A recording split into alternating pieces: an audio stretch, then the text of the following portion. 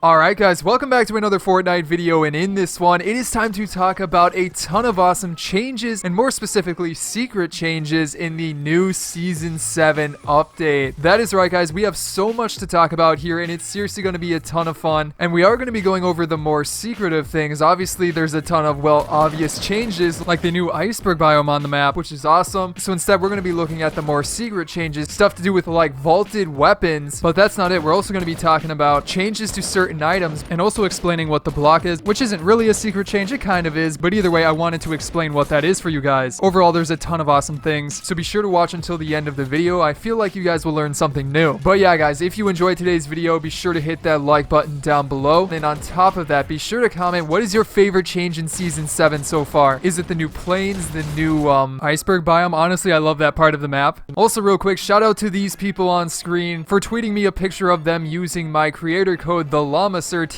THELLAMASIR, in the item shop. And be sure to tweet me pictures of you guys using my code. My Twitter account is at the Llamasir. I may do another one of these shout out things in a future video, and if I do, I'll randomly choose some of you that tweeted those pictures to me. But yeah guys, without further ado here, let's jump into it with some of these secret changes, and the first of which, it's a little secret change with the map itself. It's not quite the block. We'll talk about that in just a sec and explain what that's for, and also I want to save some of these map changes for a separate video, but we can still go over one, and that is that the creepy castle, I don't believe it actually had a name, but it is now like destroyed. That's right, so the castle next to Haunted Hills, the one that we got last season, but yeah, it had some decent loot. It was an interesting place to drop, but it is now completely like destroyed. It's in rubble. I don't know why it's been destroyed. Oh, I guess it could have been like because of the story a little bit, but yeah, if you go there, there are still some chests here and there in some interesting spots, but it's definitely a lot different. So that's a quick one to start off the video, but let's move on to another one that is super interesting and has to do with skins, and that is a quick change to the battle pass from previous seasons that I want to go over with you guys real quick. This one's just going to be pretty fast because I think some of you may know it, but in case you have the battle pass and you don't know it yet, it's definitely a change you should be aware of. It's fun stuff that has to do with some items that you may have not even known are in the battle pass. But yeah guys, if you do have the battle pass, the thing I want to focus on here is if you go into your challenges, you may notice that there's more challenges than in the previous seasons for the battle pass challenges specifically, and that's not the only thing about that. So let's take a look at these. Let's start off with Sergeant Winter, which I think is one of the more fun skin changes with this. But if you go into those challenges, you will notice that there's actually customizable variants for this skin. That is right guys, if you go into there, you will see that there are two different variants here, like a Santa head one and also a Loot Llama head one, and those are unlockable styles for this skin. At least I'm pretty sure. I mean, I would assume they are unlockable styles. I haven't unlocked them yet, so I can't say for sure, and you unlock those by completing daily challenges, so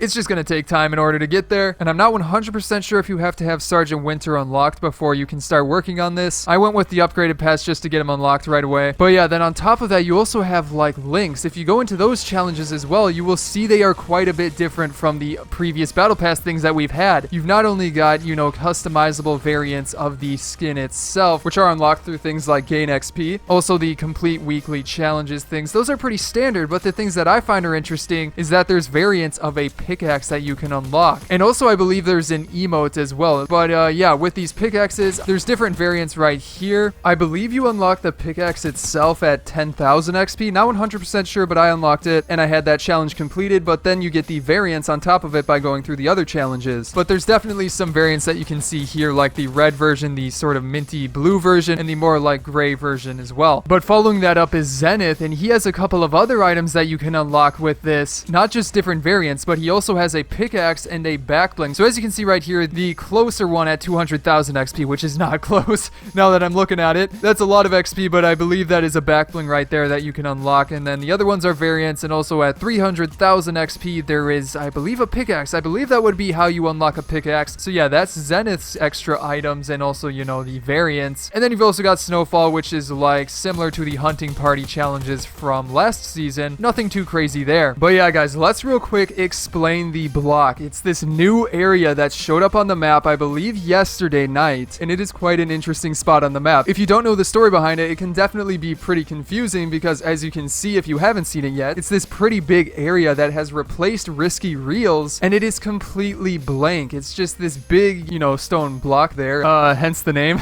I mean, yeah, but yeah, there's also these signs next to it that specifically say that, but there is a specific reason reason that Epic Games added this in, and that is because they are going to feature some of the best builds in like creative on this area right here, if that makes sense. So say for example somebody creates this awesome, you know, building in creative and it meets the criteria and stuff like that, it may get put onto this part of the map in the Battle Royale mode, and it'll show up here, you can interact with it, land there and stuff like that, and then I believe it'll continue to switch up as they feature different community creative things that people have built. So it is definitely a very cool thing. If you want to check out like the process for submitting things like that, I would check out the news page for Fortnite at epicgames.com for like the specific rules and stuff like that. There's different things like it has to be a 25 by 25 tile area, but there's a bunch of other rules as well that you should know about, so be sure to check that out, and also how you can like submit them and stuff like that. I'm just going over the basics right here, alright? But yeah, it's definitely a very cool thing. I'm excited to see what people create and put on that map, and who knows, maybe I'll create something. But keeping it going here, guys, with the next thing I want to talk about, and that is a change to the balloons item. Yeah, these actually changed a ton, and if you haven't used them, they made them quite a bit more useful. I haven't like got to play with them a ton, so I can't say if I really like them or not. As an item I would pick up over other things, but it's definitely very, very interesting how they changed these. So like for example here in creative, let's just take a look at them. But the first change that you may notice if you decide to use balloons is that you can use your weapons and items when you are floating with a balloon. That's right, guys, you can switch, so when you're floating through the air, you can fire while you're floating through the air. It's actually pretty interesting, and this could definitely be a way to like retake high ground by like jumping out and then firing at the top of the structure. I don't know how viable that is, but I'd like to see how people mess around with something like this. And as you probably already saw, you can equip 1, 2, or 3 balloons now. You cannot go higher than that. And also when you have 3 balloons equipped, you do not float continuously into the air. You'll still jump fairly high, but you will come back to the ground. You won't just continue to fly upwards. So definitely something to keep in mind. But again, if you're just running and jumping around, it can be something to try and pick up. Now on top of that, another change with these is they reduced the amount that they drop in. I believe it's now 10 when it used to be 20. So that's another thing to keep in mind, but that kind of makes sense because if you can only use 3 balloons at a time as opposed to 6, then reducing the amount by half, you know, is something that makes sense. On top of that, you may be able to split them up and drop them to like your teammates. I'm not 100% sure. I did do this in creative, so I don't know if it's different because it is in creative, but that may be something to test out. And if you guys know if they can for sure be split, leave a comment down below. Or maybe you could split them before. I don't really remember.